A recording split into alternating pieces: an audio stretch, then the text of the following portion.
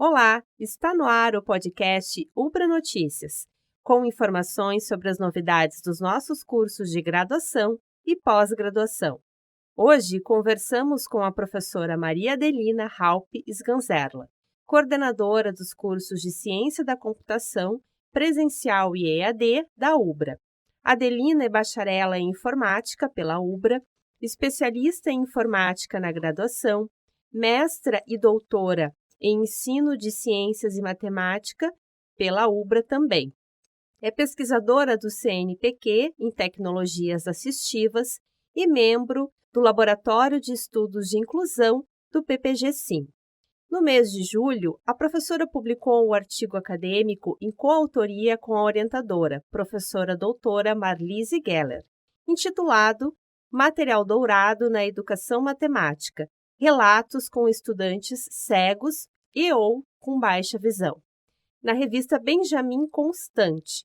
Nessa semana da pessoa com deficiência, em que a instituição discute e reflete ainda mais sobre acessibilidade e inclusão, como foi, professora, em primeiro lugar, pensar essa questão durante o doutorado? Olá! Essa questão da pesquisa do doutorado, ela surgiu na época do mestrado, então há bastante tempo, onde, como eu sou da tecnologia, formada em tecnologia, eu queria aliar a questão da tecnologia com as questões de inclusão.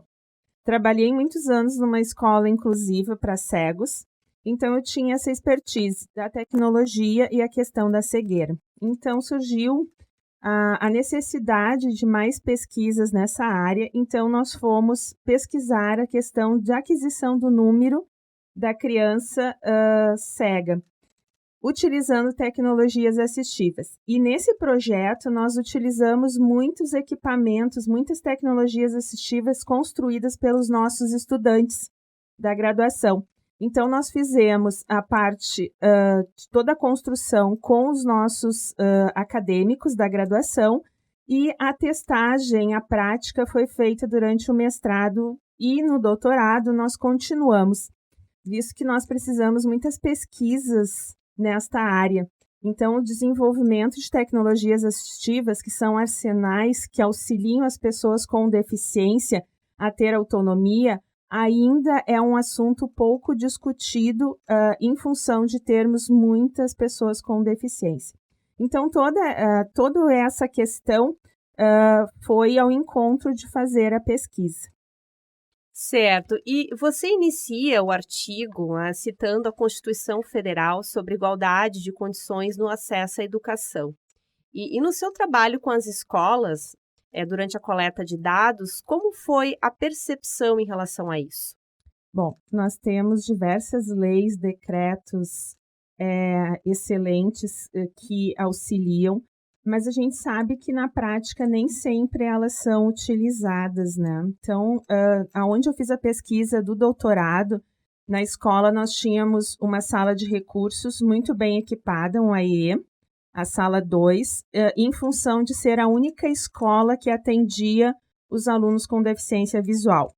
Então, a prefeitura foi buscar, né, esses recursos do governo federal e fui muito bem acolhida e com bastante material. Mas a gente sabe que em vários municípios, várias escolas públicas não possuem esse arsenal.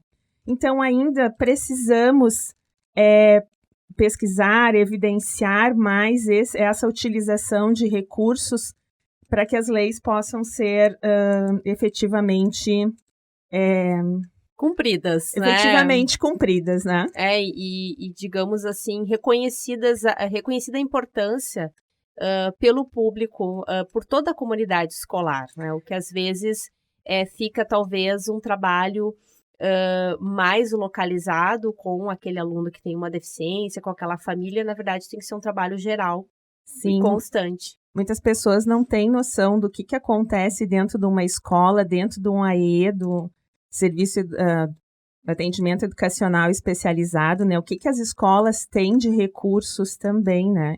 Então, para isso, precisamos divulgar mais, fazer mais falas como essas também, para que a comunidade possa saber o que existe. E um dos pontos que você abordou no texto é sobre os aspectos da aquisição das habilidades no desenvolvimento do pensamento matemático. Eu gostaria que você explicasse um pouquinho mais como as tecnologias assistivas elas ajudam nesse processo. Bom, se partirmos do princípio que toda a nossa educação, praticamente toda, nós somos visuais, os professores chegam e exponham no quadro alguma coisa, vamos pegar o número, né? Eu tenho uma quantidade, uma criança, ela pode saber recitar de 1 a 10, mas talvez ela não saiba a quantidade. Então, se eu pedir para uma criança vidente é aquela que enxerga, né? Ela pode apontar para 6 objetos. Uma criança cega, ela tem a questão que ela tem a restrição da visão, então ela precisa de uma tecnologia assistiva, ou seja, ela precisa de algo que seja manipulável com o tato, com as mãos, porque os olhos do cego estão nas mãos.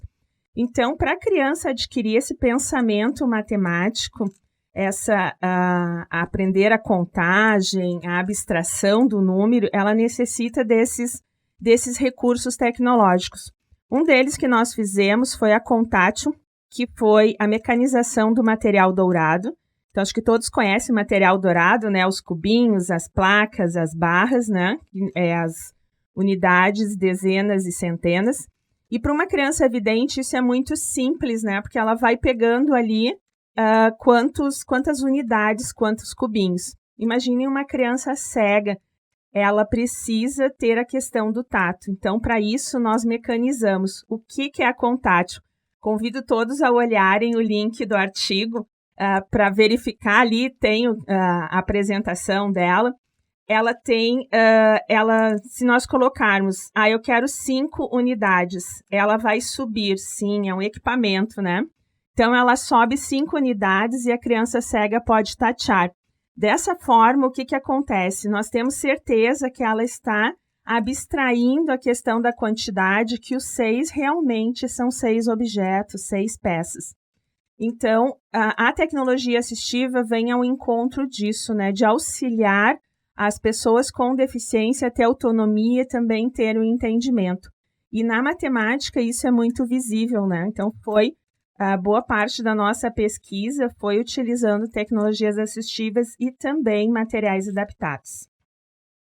E quando nós abordamos a acessibilidade e inclusão, sempre surge o questionamento acerca da formação de professores. Como você percebeu esse aspecto na sua pesquisa empírica e de que forma a pós-graduação, especificamente o programa de pós-graduação de ensino de ciências e matemática aqui da UBRA, pode auxiliar nessa formação?